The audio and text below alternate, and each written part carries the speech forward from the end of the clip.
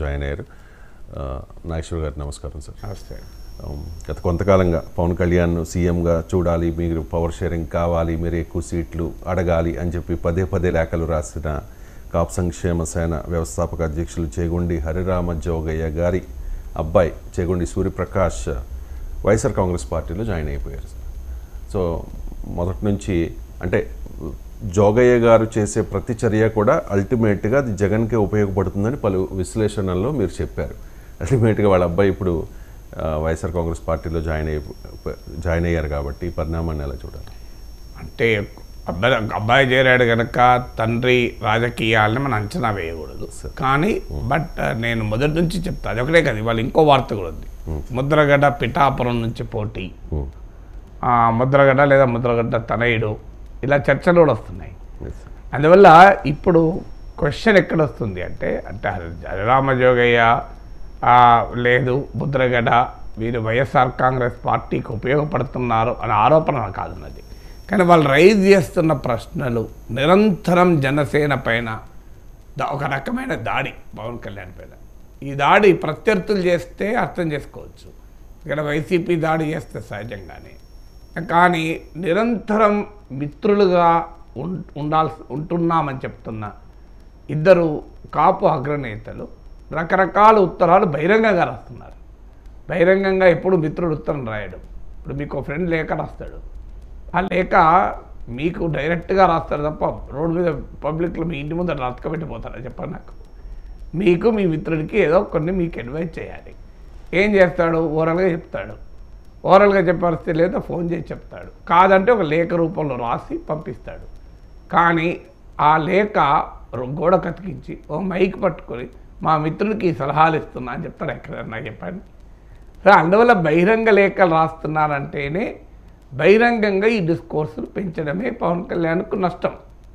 అందువల్ల పవన్ కళ్యాణ్ బలం ఇంతుంది అంతుంది అని ఎగ్జాగరేట్ చేసి జన సైనికుల్లో కూడా భ్రమలు కలిగించి జనసేనకు అన్యాయం చేసింది టీడీపీ, చంద్రబాబు నాయుడు పవన్ కళ్యాణ్కి అన్యాయం చేశాడని ఒక నరేటివ్ బిల్డ్ చేసి దానివల్ల జనసేన టీడీపీ పొత్తు కుదరకూడదు, కుదిరినా ఓటు బదిలీ కాకూడదు. ఇది రాజకీయ వ్యూహం. ఈ రాజకీయ వ్యూహానికి మరి ప్రత్యక్షంగానో పరోక్షంగానో తెలిసో తెలియకనో జోగయ్య ముద్రగడ్డల వ్యవహార సరళి ఉపయోగపడుతుంది. అది నేను చెప్పింది. ఇవాళ హరిరామజోగయ్య కొడుకే జనసేనను విమర్శిస్తూ పవన్ కళ్యాణ్ విమర్శిస్తూ జగన్మోహన్ రెడ్డి పార్టీలో చేరాడు. మరి కాపు ముఖ్యమంత్రి అవుతాడు. అప్పుడు కాపులకు సముచిత స్థానం వస్తుందా? అందులో ఈ లేఖలో ఇంకో పాయింట్ కూడా ఉంది. చంద్రబాబు ఇవాళ రాసిన లేఖలో చంద్రబాబు వెన్నుపోటుదారుడు అంటూ రాస్తూ పవన్ కళ్యాణ్ గురించి మాట్లాడుతున్నారు. ఇక మరి వెన్నుపోటుదారులతో చేతులు కలిపిన సలహాలు ఎందుకు ఇచ్చింది? నాకు అనవసరమైన సలహాలు కదా. అంటే క్లియర్గా జగన్మోహన్ రెడ్డి భాష వాడుతూ పవన్ కళ్యాణ్ మాత్రం మిత్రుడు అని చెప్తున్నారు. సో అది క్లియర్గా అర్థమవుతుంది కదా, టీడీపీ జనసేన పొత్తుకు వికటించాలి, ఆ పొత్తు వల్ల కాపు ఓటు బదిలీ అయ్యే అవకాశం ఉంది కనుక బదిలీ కాకుండా ఉండాలి అనే లక్ష్యంతో జరుగుతున్న ప్రయత్నాలుగా స్పష్టంగా కనబడుతున్నాయి. ఆ పరిస్థితులు ఇప్పుడు బహిరంగంగానే వచ్చేసింది కదా. సో లేకపోతే జగన్మోహన్ రెడ్డి నాయకత్వంలోని పార్టీలో జోగయ్య కుమారుడు చేరితే కాపులకు న్యాయం జరుగుతుందా? మరి కాపులకు హరిరామ జోగయ్య సజెస్ట్ చేసినట్లు ఇప్పటి వరకు 70 సీట్లు 60 సీట్లు 50 సీట్లు కాపులకు వైఎస్ఆర్ కాంగ్రెస్లు ఇప్పిస్తాడా? నాకు చెప్పండి. ఇప్పుడు వైఎస్ఆర్ కాంగ్రెస్ పార్టీలో కాపులకు ఎన్ని సీట్లు ఇప్పిస్తారు? హరిరామ జోగయ్య 60-70 సీట్లు ఇప్పిస్తాడా? కాపులు జనాభా ఇంతమంది ఉన్నారు కదా, మరి ఇప్పించచ్చు కదా. సో కాపులకు న్యాయం చేయొచ్చు కదా వైఎస్ఆర్ కాంగ్రెస్లో. సో వైఎస్ఆర్ కాంగ్రెస్లో రెడ్లకు ఆధిపత్యం ఉంటుందా, కాపులకు ఆధిపత్యం ఉంటుందా? మరి రెడ్ల ఆధిపత్యంలో ఉండే పార్టీలో కాపు నాయకుడు ఎందుకు చేరుతున్నాడు? అంటే ఇవన్నీ మనకు రాజకీయ అవసరాల కొరకు కులాన్ని ఉపయోగించుకోవడం తప్ప ఇంకేమైనా ఉందా? ఇప్పుడు ముద్రగడ కూడా రేపు పోటీ అవుతే ఓపెన్గా తేలిపోతుంది కదా. ఇప్పటిదాకా రాసిన లేఖలు, చేసిన మాటలు, చెప్పిన మాటలు, అడ్వైజులు ఎవరు లక్ష్యాన్ని సాధించుతున్నాయన్న దానికి ఇది ఒక ఇండికేషన్ కదా. అందుకే నేను డే 1 చెప్తున్నాను, ఇద్దరు సీనియర్ పెద్ద నేతలు, వారి పట్ల నాకు గౌరవం ఉంది. కానీ వారు రాసే లేఖలు, బహిరంగంగా చేస్తున్న వ్యాఖ్యలు పవన్ కళ్యాణ్కు ఉపయోగపడేవి కావు, జనసేనకు ఉపయోగపడేవి కాదు. ఈవెన్ కాపులకు కూడా ఉపయోగపడేది కాదు. అవి క్లియర్గా పవన్ కళ్యాణ్ దెబ్బతీయడానికి, జనసేనను దెబ్బతీయడానికి, కూటమి వైపుగా కాపు ఓటు బదిలీ కాకుండా ఉండడానికి, టీడీపీ జనసేన మధ్య ఒక గ్యాప్ను, అగాధాన్ని సృష్టించడానికి వ్యూహాత్మకంగా జరిగిన వ్యవహారం అది. సో అది ఇప్పుడు ఈ చేరికతో మరోసారి బలోపేతమైంది. నేను ఇన్ని రోజుల నుంచి చెప్తున్నది ఎవరు అంగీకరించకపోయినా అంగీకరించకపోయినా ఇప్పుడు ఈ పరిణామాల వల్ల అర్థమైపోతుంది కదా. Right sir. అంటే కాపుల్ని అట్రాక్ట్ చేసుకునే విధంగా వైఎస్ఆర్ కాంగ్రెస్ పార్టీ ఏదైనా వ్యూహం రచిస్తోంది అనుకోవాలా? అంతే కదండి. మరి వ్యూహం రచిస్తే ఎన్నికల సమయంలో ప్రతి ఒక్కరూ తమ తమ రాజకీయ ప్రయోజనాలకు అనుకూలంగా వ్యూహం రచిస్తుంది. కాపు ఓటు 2014లో టీడీపీ, బీజేపీ, జనసేన కూటమికి పడింది మెజారిటీ ఓటు. 2019లో వివిధ కారణాల రీత్యా కాపు ఓటు షిఫ్ట్ అయింది. కాపు రిజర్వేషన్లు కావచ్చు, కాపు కార్పొరేషన్ నిధులు కావచ్చు, ముద్రగడ పట్ల వ్యవహరించిన తీరు కావచ్చు, ఇలా వివిధ కారణాల రీత్యా ఆ కాపు ఓటు సిగ్నిఫికెంట్గా వైఎస్ఆర్ కాంగ్రెస్ షిఫ్ట్ అయింది. వివిధ పోస్ట్ పోల్ స్టడీస్ కూడా ఇదే చెప్తున్నాయి.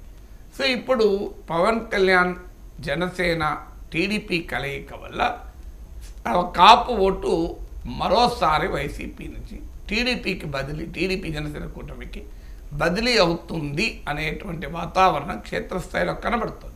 మీరు వివిధ సర్వేలు తీసుకోండి, మీరు ఆ సర్వేల్లో ఏ కమ్యూనిటీ ఇటు ఓటు వేస్తుందని స్టడీ చేయండి. ఆంధ్రప్రదేశ్లో క్లియర్గా కాస్ట్ వైజ్ పొలిటికల్ పోలరైజేషన్ కనబడుతుంది. నేను చాలాసార్లు చెప్పాను, మీరు కమ్మా ఓటర్లు అడగండి, 80% మేము టీడీపీకి అంటారు. చంద్రబాబు నాయుడు పైన సంతృప్తున్నా అసంతృప్తున్నా తేడా లేదు. అలాగే రెడ్డి ఓటర్లు అడగండి, 70 to 80%. ఈవెన్ కమ్మాలో కూడా ఒక 70 to 80, ఎగ్జాక్ట్గా ఎవరైనా చెప్పలేదు, మాటే అంటారు. ముస్లిం, క్రిస్టియన్, మాలా ఓటర్లు అడగండి, చాలా క్లియర్గా 70%, 80% వైఎస్ఆర్ కాంగ్రెస్ అంటున్నారు. మాదిగ ఓటర్లలో కొంత తేడా ఉంది. పట్టణ ప్రాంత మాదిగ ఓటర్లు, పట్టణ ప్రాంత ముస్లిం ఓటర్లలో కూడా కొంత తేడా ఉంది. సో అక్కడ పట్టణ మాదిగ ఓటర్లలో టీడీపీకి కంపారిటివ్లీ కొంత ఎక్కువ పెరుగుతున్నాయి. బ్రాహ్మణ్, వైశ్య ఓటర్లు మీరు తీసుకోండి, ఎక్కువ నియోజకవర్గాల్లో తెలుగుదేశానికి ఎడ్జ్ ఉంటుంది. సో వైఎస్ఆర్ కాంగ్రెస్ పార్టీ తరఫున అప్పర్ కాస్ట్ క్యాండిడేట్ ఉన్న చోట కొంత నిలబెట్టుకుంటుంది, బీసీ ఓటు చీలుతోంది. ఇలా మీకు సామాజికంగా అనేక సర్వేలు, నేను వివిధ సర్వేలు చూసి కంక్లూడింగ్గా చెప్తున్నాను. పోల్ ఆఫ్ ద పోల్స్ అంటారు, అంటే 4-5 సర్వేలు చూసినప్పుడు ఓవరాల్గా సగటు తీసి చెప్తున్న అంశం ఇది. అలాగే మీకు కాపు ఓటు అనేది ఇప్పుడు క్లియర్గా మెజారిటీ ఓటు టీడీపీ జనసేన కూటమికి వెళ్తుంది. ఈ పరిణామాన్ని అడ్డుకోవడం అనేది వైసీపీకి చాలా చాలా కీలకం. ఎందుకంటే అనేక నియోజకవర్గాల్లో ఇది ప్రధానమైనటువంటి అంశంగా ఉంటుంది. ఇప్పుడు ఈస్ట్, వెస్ట్, కృష్ణా, గుంటూరు ఈ నియోజకవర్గాల్లో మీకు టీడీపీ జనసేన కలవడము, కాపు ఓటు షిఫ్ట్ కావడం అనేది ఎన్నికల ఫలితాలనే ప్రభావితం చేయగలిగే అవకాశం ఉన్నటువంటి అంశం. సో ఈ అవకాశాన్ని దెబ్బతీయటానికి వివిధ రూపాల్లో వైఎస్ఆర్ కాంగ్రెస్ వ్యూహం పడుతుంది. అందులో మొదటి వ్యూహం ఏంటంటే బీజేపీ జాతీయ నేతల్ని రంగంలో తనకున్న సంబంధాల ద్వారా జనసేన టీడీపీ వైపు పోకుండా పవన్ కళ్యాణ్ను బీజేపీతోనే నిరోధించేలా, ఆ రకంగా త్రిముఖ పోటీ ఉండేలా జగన్ ముందు ప్రయత్నించాడు. ఆ ప్రయత్నంలో భాగమే బీజేపీ ఇప్పటి వరకు తేల్చుకోకపోవడం. అలాగే జనసేన ఇప్పటికీ కూడా ఎన్డీఏలో ఉండడం.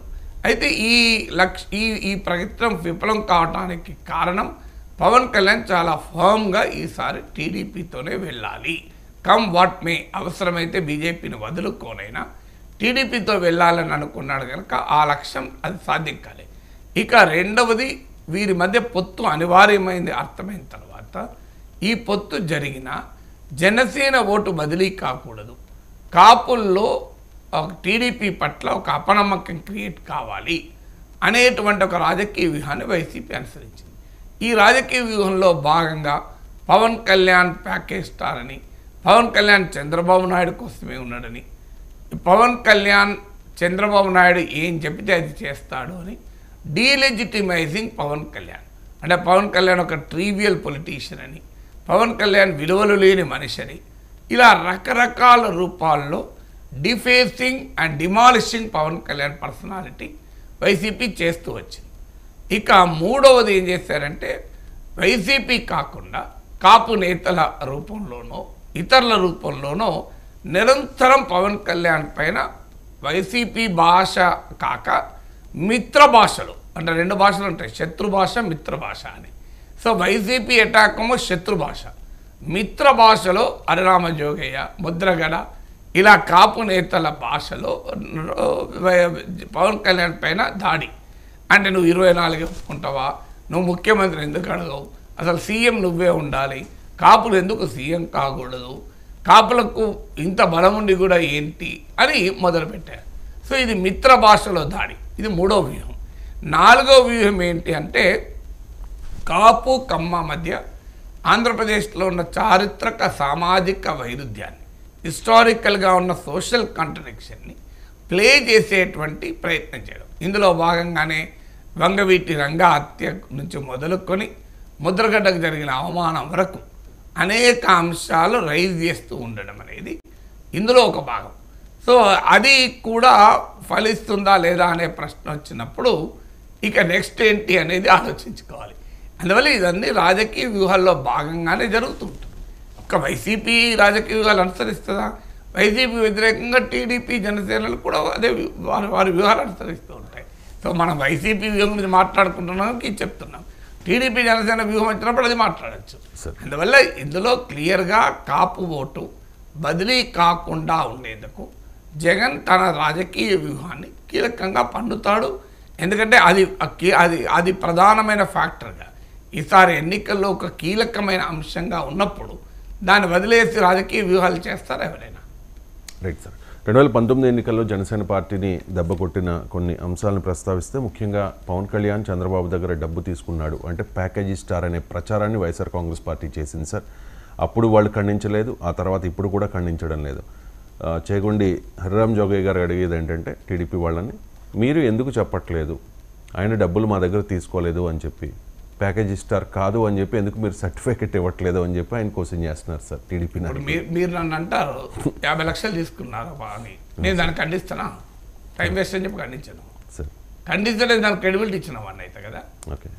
సో ఇప్పుడు ఏం చేయాలి చంద్రబాబు నాయుడు అయితే నేను డబ్బులు ఇవ్వలేదు అలా అంటే వీళ్ళ ప్రచారం ఆగుతుందా? అసలు ఎక్కడైనా అది ఇప్పుడు ఎవరో ఏదో అన్నారు ప్రతిదానికి అందరు రియాక్ట్ కావాలని రూల్ ఏం లేదు కదా.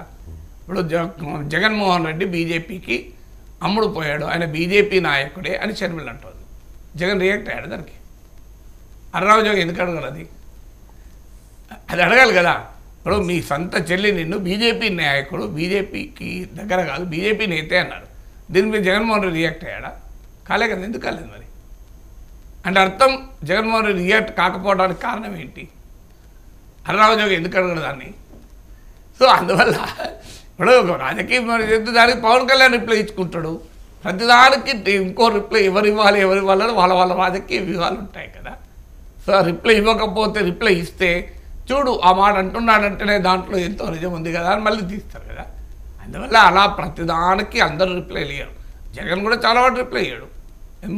బీజేపీ ఇన్ని విమర్శలు షర్మిల చేస్తున్న ఇంతవరకు జగన్ రియాక్ట్ అయ్యాడా? ఎందుకు రియాక్ట్ అవుతాడు? ఎవరు రాజకీయ వాళ్ళకి ఉంటుంది కదా. Right sir.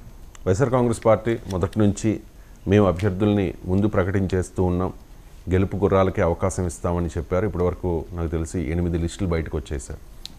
ఈ 8 లిస్టుల్లో బయటకు వచ్చిన అభ్యర్థుల్లో చాలామందిని మళ్ళీ మారుస్తూ ఉన్నారు. ఉదాహరణకు మంగళగిరిలో గంజి చిరంజీవిని మళ్ళీ తప్పించారు ఇన్ఛార్జిగా. సో ఏమిటి వ్యూహం? ఎన్నికల వరకు ఈ మార్పులు కొనసాగుతాయా? అంటే చెప్పారు కదా కొనసాగుతాయని చెప్పారు కదా, ముందే చెప్పారు కదా. ఈ సర్వేలు ఏమవుతున్నాయంటే ఇప్పుడు ఒకప్పుడేమో పార్టీ అంతర్గతంగా ఉన్న సమాచారం ప్రకారము, నాయకునికి ఉన్న సమాచారము, పార్టీ యంత్రాంగంలో ఫీడ్బ్యాక్ తీసుకొని అభ్యర్థులు ప్రకటించేవారు. ఇక ప్రకటించిన తర్వాత జనరల్గా మార్చేవారు కాదు, ఎందుకంటే వాళ్ళకున్న అభిప్రాయం అప్పటికప్పుడు మారదు కదా. సో ఇప్పుడు తాజా ట్రెండ్ ఏంటంటే సర్వేలు ప్రొఫెషనల్గా మారిపోయాయి రాజకీయాలు. అందువల్ల సిరీస్ ఆఫ్ సర్వేస్ చేస్తూ ఉంటారు. ఒక్క సర్వే చేయడం నాకు తెలిసినంత వరకు అటు వైసీపీ కానీ టీడీపీ కానీ ఒక 4-5 నెలల కిందే మొదలుపెట్టారు ఈ సర్వేలు. ఈ సర్వేలలో ప్రీ టెస్టింగ్, ఇప్పుడు మార్కెటింగ్ పరిభాషలో ఏం చేస్తారంటే ఒక కొత్త ప్రోడక్ట్ రావడంతోనే ఆ ప్రోడక్ట్ ప్రీ టెస్టింగ్ చేస్తారు. 10 మందికో 20 మందికో దాన్ని ముందు పంపిస్తారు. సో వారు దాన్ని టెస్ట్ చేసి దాని మీద ఫీడ్బ్యాక్ ఇచ్చాక మళ్ళీ ఫైనల్ ప్రోడక్ట్ లాంచ్ చేస్తుంటారు. సో ఇలా ఎప్పుడు కూడా మార్కెట్లో ప్రీ సర్వే, పోస్ట్ సర్వే ఇలా రకరకాలుగా ఉంటాయి.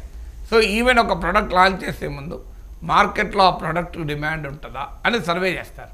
సో రాజకీయాల్లో కూడా ఈ సైంటిఫిక్ మెథడ్ అనేది స్టార్ట్ అయింది.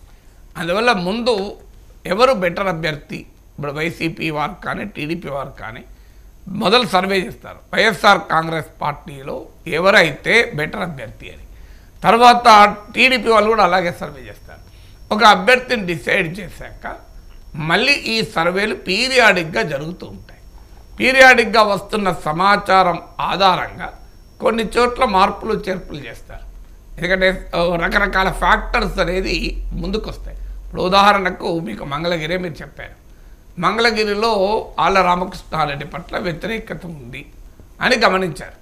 అక్కడ పద్మశాలి సామాజిక వర్గం చాలా పెద్దది కనుక ఆ సామాజిక వర్గం నుంచి అభ్యర్థి ఇస్తే ఉపయోగపడుతుంది అని గంజి చిరంజీవిని అభ్యర్థిగా పెట్టారు. అంటే సమన్వయకర్తగా, అంటే అభ్యర్థిగా. తర్వాత జరిగిన సర్వేల్లో బయటపడుతున్న అంశం ఏంటంటే ఆయన పట్ల కూడా ఓటర్లలో సానుకూలత లేదు. 2 కారణాలు అయితే లేదు. ఒకటి, ఆయన పైన కొన్ని ఆరోపణలు ఉండడము. రెండవది ఏంటంటే ఆయన తెలుగుదేశం నుంచి వైసీపీకి వచ్చాడు. సో ఆయన పార్టీలు మారుతాడు అన్న అభిప్రాయం ఉండడం. కారణాలు ఏదైనా ఆయనకున్న పాజిటివ్ అంశం ఏంటి? పద్మశాలి సామాజిక వర్గం, బలమైన సామాజిక వర్గం ఆ నియోజకవర్గంలో, ముఖ్యంగా మంగళగిరి టౌన్లో. సో పెద్ద చేనేత సెంటర్ అది. సో ఆయనకున్న పాజిటివ్. నెగిటివ్ ఏంటంటే వ్యక్తిగతంగా ఆయన పట్ల కూడా వ్యతిరేకత ఉంది. నాకు తెలిసినంత వరకు వైసీపీ సర్వేల్లో కూడా ఆ వ్యతిరేకత బయటపడి ఉండాలి, ఇంక్లూడింగ్ తన ఓన్ సామాజిక వర్గంలో కూడా. అందుకొరకు ఇప్పుడు మరో అభ్యర్థిని అన్వేషిస్తున్నారు. అందులో భాగంగా లావణ్యను తీసుకొస్తున్నట్టున్నాం, మురుగు లావణ్య. సో ఆమెను అభ్యర్థిగా పెడుతున్నారు. ఎందుకంటే అక్కడ గతంతో పోలిస్తే గతంలో అక్కడ నారా లోకేష్ ఓడిపోయాడు. కానీ ఈ రోజున్న రాజకీయ పరిస్థితుల్లో ఆయన గెలిచే అవకాశాలే కనబడుతున్నాయి. మీరు ఓడిపోయిన 2 నేతలు లోకేష్, పవన్ కళ్యాణ్, ఈసారి ఎన్నికల్లో నా అంచనా 2 గెలుస్తారు. సో అందువల్ల లోకేష్ను ఓడించడం అనేది వైసీపీ కీలక లక్ష్యం అవుతుంది. ఆ లక్ష్య సాధనకు ఎవరు బెటర్ అభ్యర్థి అని పరిశీలిస్తూ ఉంటారు కదా. ఇది రైట్ అవుతుందా, రాంగ్ అవుతుందా, అది ఎన్నికల తర్వాతే తేలాలి. సర్వేలు అయితే చేయిస్తూ ఉంటారు. ఆ సర్వేల్లో వచ్చిన సమాచారం బట్టి వారు రాజకీయ అంచనా వేస్తారు. ఇందులో అన్ని సందర్భాల్లో అది రైట్ అవుతుందా? ఒకటి, వీళ్ళు సర్వే కరెక్ట్ ఉండాలి. ఆ సర్వేను పొలిటికల్గా ఇంటర్ప్రిట్ చేయగలిగాయి. చాలా పార్టీలు చేసే మిస్టేక్ ఏంటంటే ఏదో ఒక సర్వే సంస్థ, నేషనల్ ఏజెన్సీస్కో వాళ్ళకో వీళ్ళకో లోకల్ వాళ్ళకి ఇస్తారు. ఇచ్చిన తర్వాత ఆ డేటా సర్వే జరగడం అనేది పర్ఫెక్ట్గా జరగాలి. అంటే ఆ శాంప్లింగ్ కరెక్ట్గా ఉండాలి. ఆ సర్వే అడిగేవాడు సొంతగా రాసుకొని రాకూడదు. ఇవాళ టెక్నాలజీ కూడా వచ్చింది. సర్వే వాళ్ళు ఎక్కడికి పోతున్నారు GPS సహాయంతో ట్రాకింగ్ కూడా చేస్తున్నారు.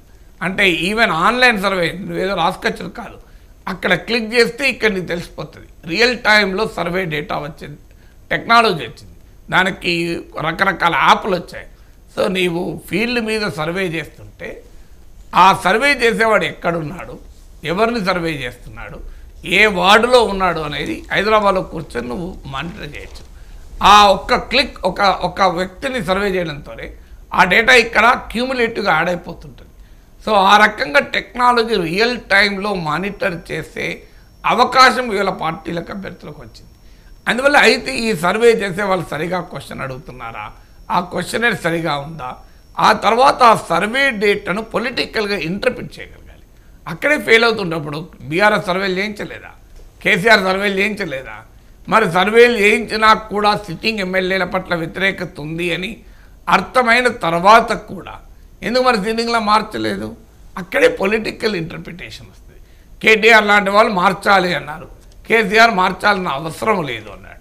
So that matters what the political interpretation. అందువల్ల పొలిటికల్ అంచనా ఉండగలగాలి. అంటే రాజకీయాలని సునిశ్చితంగా పరిశీలించిన అనుభవంతో ఆ డేటాను విశ్లేషించగలగాలి. ఇప్పుడు మనం ఏదైనా అనారోగ్యంతో ఆసుపత్రికి వెళ్తాం, ఏం చేస్తారు? డయాగ్నోస్టిక్ టెస్ట్లు రాస్తారు, బ్లడ్ టెస్ట్లు, యూరిన్ టెస్ట్లు, ఎక్స్రేలు, ఇంకా పెద్దగా అయితే CT స్కాన్లు, ఇవి రాస్తారు. ఈ డేటా అంతా డాక్టర్ దగ్గర పోతుంది. ఆ డాక్టరు రేడియాలజిస్ట్ రాసిచ్చిన అసెస్మెంట్ని స్టడీ చేసి ఆ పేషెంట్ హిస్టరీని క్లినికల్గా పేషెంట్ని ఎగ్జామిన్ చేసి పేషెంట్ చరిత్ర ఏంటి తెలుసుకొని వాటి ఆధారంగా డయాగ్నోసిస్ చేయగలుగుతాడు. So diagnosis is the very very important. టెస్ట్ల రిపోర్ట్లు అందరికీ ఉంటాయి. ఈ టెస్ట్ల రిపోర్ట్లు సర్వే లాంటివి. డయాగ్నోసిస్ చేయాల్సింది డాక్టర్. ఇక్కడ కూడా పొలిటికల్ డాక్టర్ డయాగ్నైజ్ చేయాలి. అక్కడే డయాగ్నోసిస్లో లోపం వచ్చిందనుకోండి, ప్రిస్క్రిప్షన్లో కూడా లోపం వస్తుంది. సో అందువల్ల ఇది రాజకీయ పార్టీ వైఎస్ఆర్ కాంగ్రెస్ కూడా టీడీపీ అయినా ఏ పార్టీని ఈ పని చేస్తూ ఉంటుంది. ఆ ప్రిస్క్రిప్షన్ తప్పైతే దెబ్బతింటారు, ఆ ప్రిస్క్రిప్షన్ రైట్ అయితే సక్సెస్ అవుతారు. అందువల్లే కానీ మార్చకూడదు అని ఎలా చెప్పగలం? ఇప్పుడు డాక్టర్ కూడా మనకు ఫస్ట్ వెల్లుడితోనే ఒక యాంటీబయాటిక్ ఇస్తాడు, అంచనాతో కల్చర్ టెస్ట్ రాస్తాడు, ఆ కల్చర్ టెస్ట్ రిపోర్ట్ ఆధారంగా మరో యాంటీబయాటిక్ ఇస్తాడు. అందువల్ల కానీ ప్రతిసారి నీకు డాక్టరు ఇచ్చిన యాంటీబయాటిక్తో తగ్గాలని రూల్ ఏం లేదు కదా. అనుభవంతో అక్కడే అనుభవం కలిగిన డాక్టర్ కీలకమవుతాడు. అందువల్ల ఇక్కడ కూడా అంతే, సర్వేల ద్వారా ఎప్పటికప్పుడు అభ్యర్థులను మార్చడం అనేది ఒక సైంటిఫిక్ ప్రక్రియ.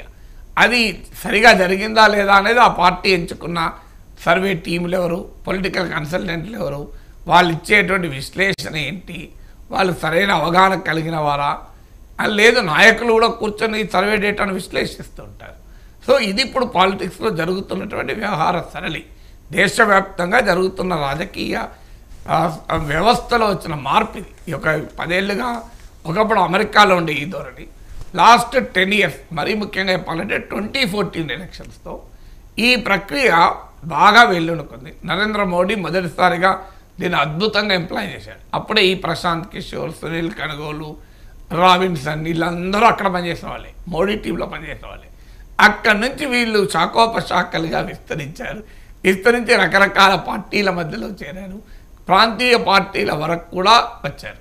సో అందువల్ల అది ప్రిన్సిపల్ తప్పనలేము, కానీ అది సరిగా చేయకపోతే నష్టపోతారు. ఇప్పుడు నేను ఏ సర్వే చేయకుండా తెలంగాణలో కాంగ్రెస్ పార్టీకి 66 సీట్లు వస్తాయని చెప్పలేదా? కరెక్ట్గా చెప్పాను. ఎట్లా చెప్పాను మరి? నేను చెప్పాను 66 మిత్రపక్షం సిపిఐ, కరెక్ట్గా 65 వచ్చాయి. నేను ఎన్నటి చెప్పాను? ఏ ఎగ్జిట్ పోల్ రానప్పుడు, అంటే ఎలక్షన్లు జరిగిన సాయంత్రం 5:30 ఎలక్షన్ కమిషన్ ఆఫ్ ఇండియా ఇక మీరు అంచనాలు చెప్పచ్చు అని అవకాశం ఇచ్చింది. 5:30 చెప్పాను. 6 గంటల తర్వాత ఎగ్జిట్ పోల్స్ వచ్చి మీరు వెరిఫై చేసుకోవచ్చు.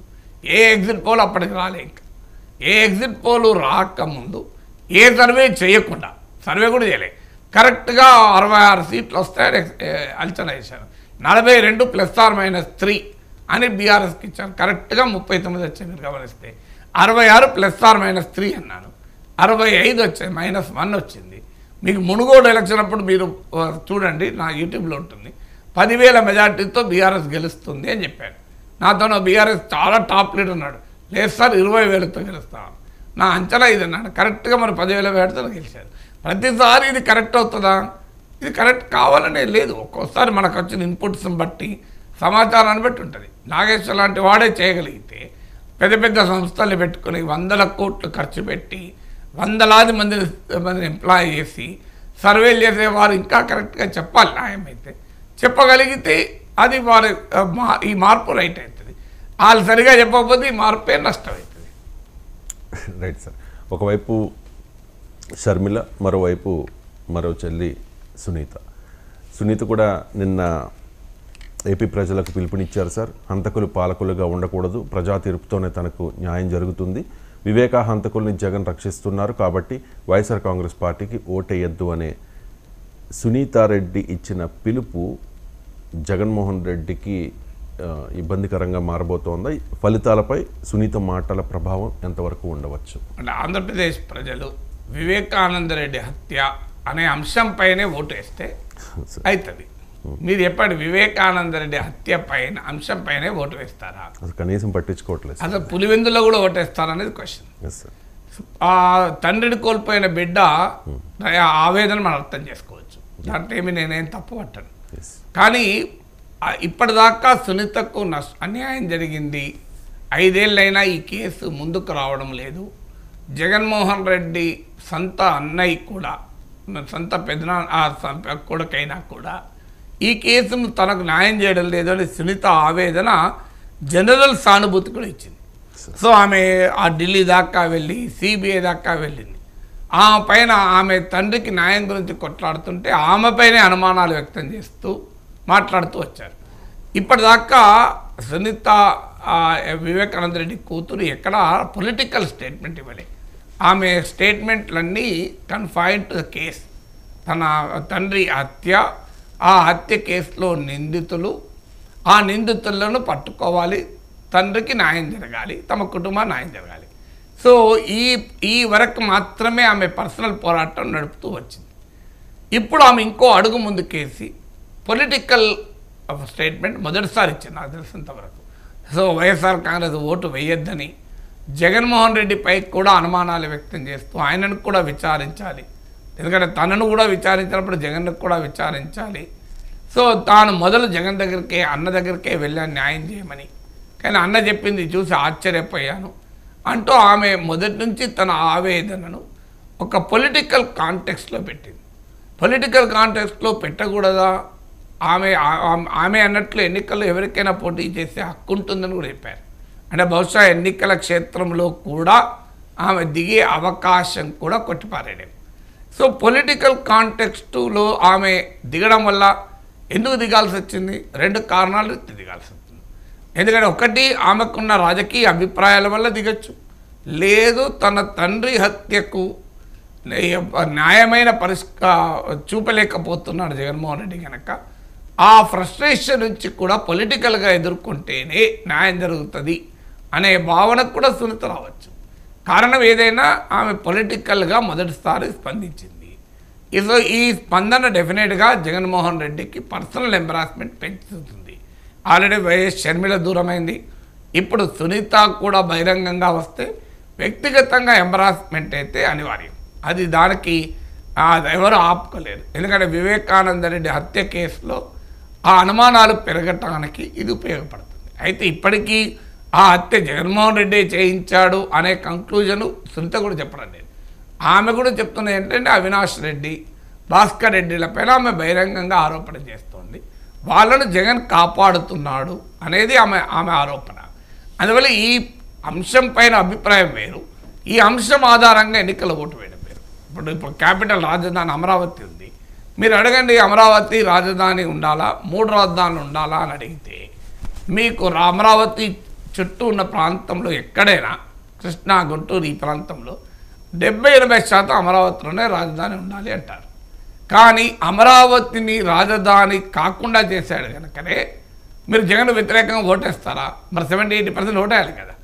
అంటే కారణం ఏంటంటే ఒక అంశము భావించడం వేరు, ఆ అంశం పైన అభిప్రాయం వేరు, ఆ అంశం ఆధారంగా ఎన్నికల్లో ఓటు వేయడం వేరు.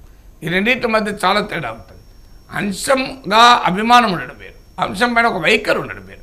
ఇప్పుడు వివేకానంద రెడ్డి హత్య కేసులో జగన్మోహన్ రెడ్డి ప్రభుత్వం అనుసరిస్తున్న వైఖరి, వ్యవహార సరళిని తప్పని భావించేవారు చాలామంది ఉండొచ్చు. కానీ వాళ్ళందరూ కూడా ఇదే అంశం ఆధారంగా వైసీపీకి వ్యతిరేకంగా ఓటేస్తారు.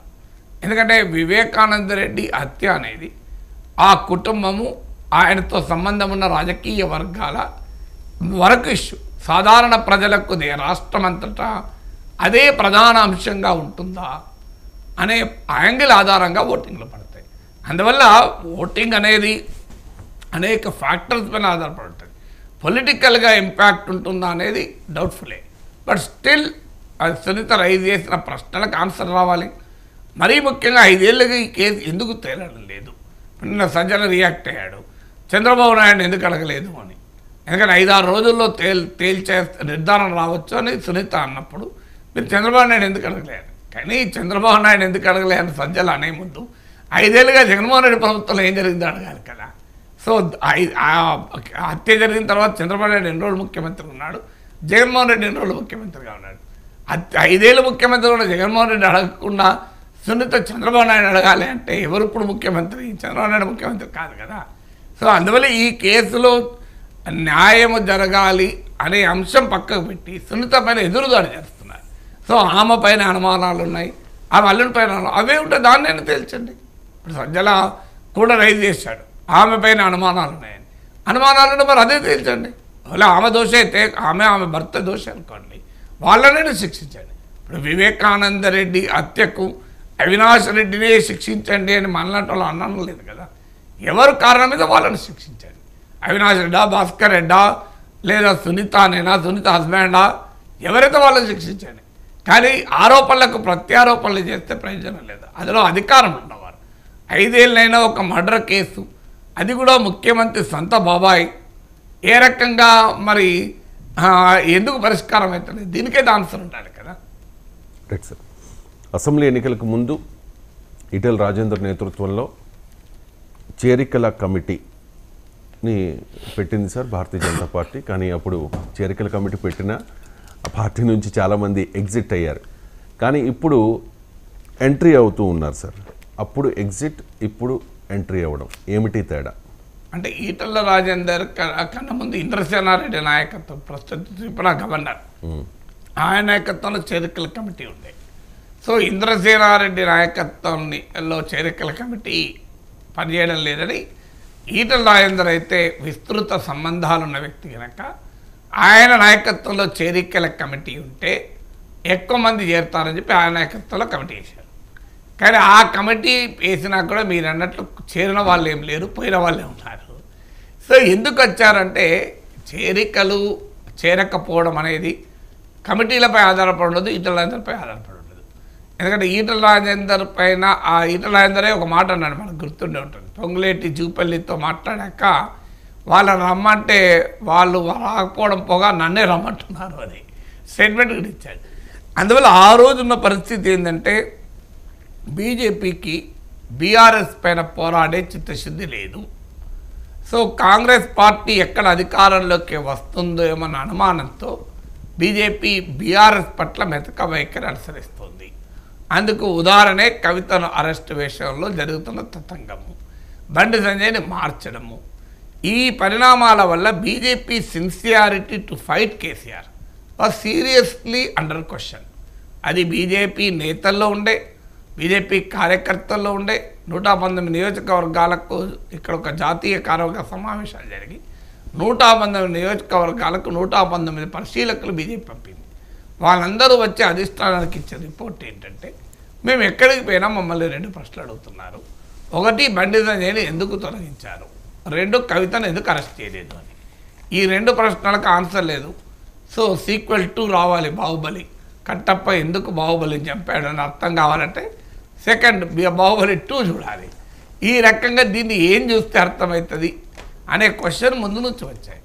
అందువల్ల భారతీయ జనతా పార్టీ ఆ రోజున్న కాంటెక్స్ట్ ఏంటి, అసెంబ్లీ ఎన్నికలకు ముందు కేసీఆర్ గద్దెదించడం అనే కాంటెక్స్ట్. ఆ కాంటెక్స్ట్లో బీజేపీ వెనుకబడిందన్న భావన ఎప్పుడైతే వచ్చిందో బీజేపీ నుంచి వెళ్ళిపోవడం మొదలుపెట్టారు.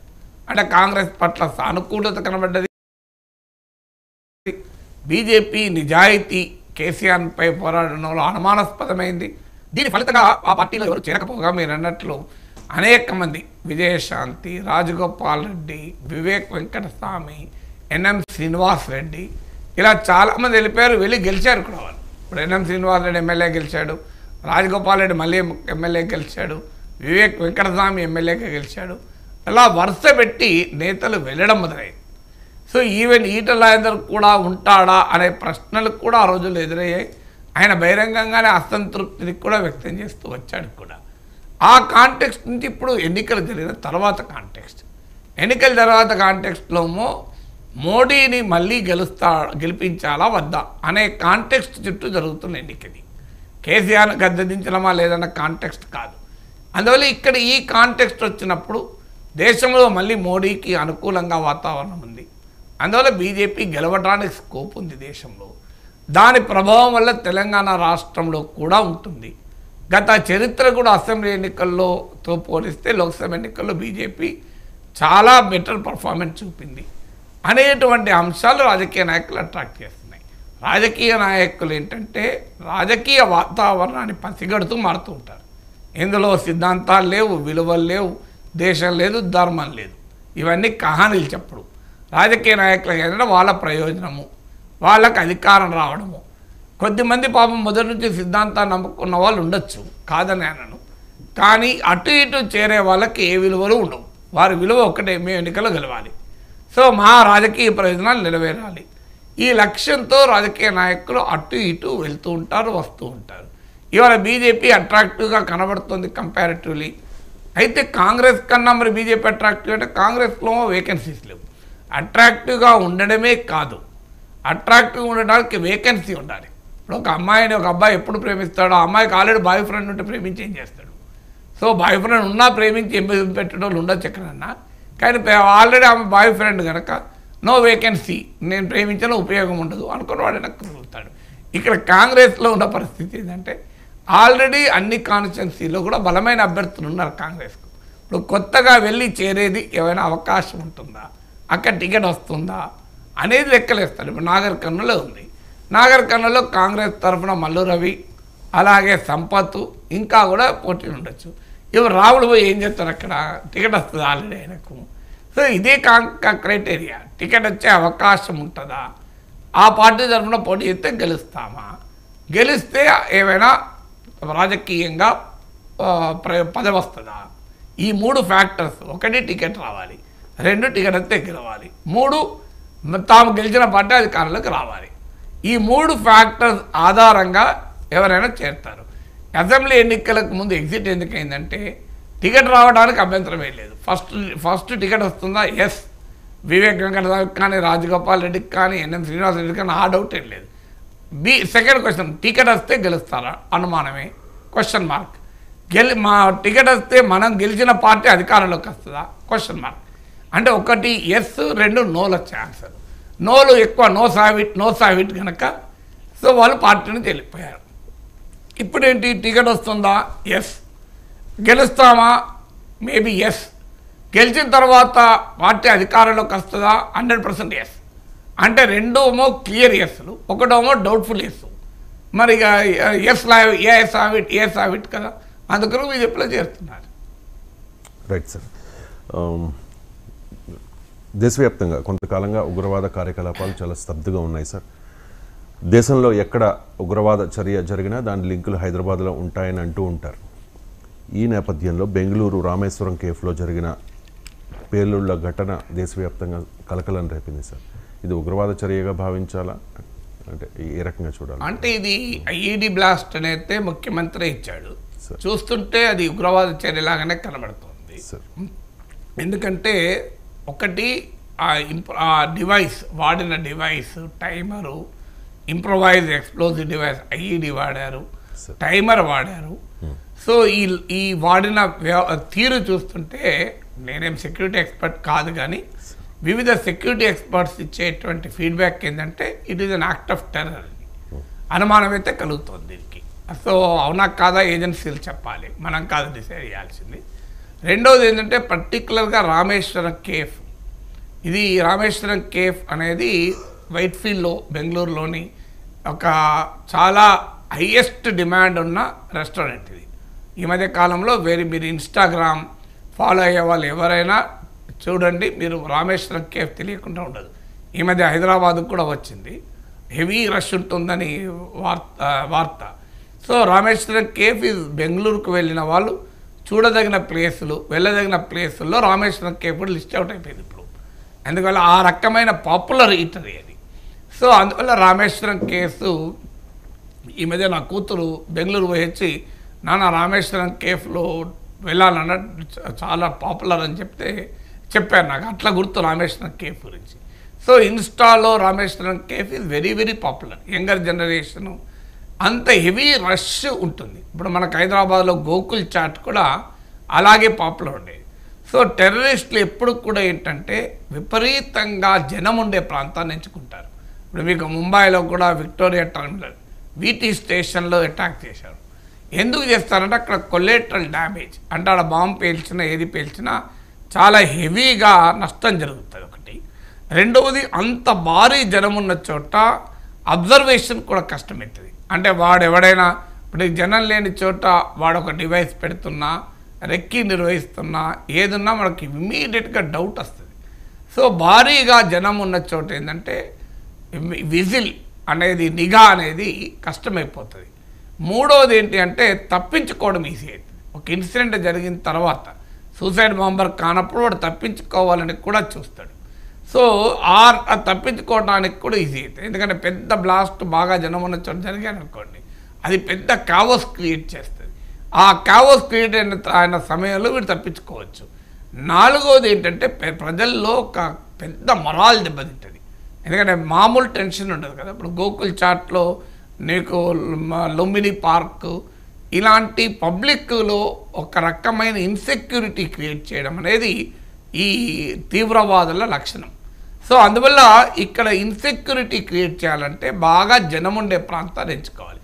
ఐదవది మీడియాలో హైలైట్ కావాలి. ఎందుకంటే ఈ దుర్మార్గులు చేసే పని ఏంటి, తమ చర్యల ద్వారా సమాజంలో ఒక గందరగోళాన్ని సృష్టించాలి, ప్రభుత్వ వ్యవస్థల్లో ఒక టెన్షన్ క్రియేట్ చేయాలి, తమ చర్యలకు ప్రాచుర్యం లభించాలని కూడా కోరుకుంటారు.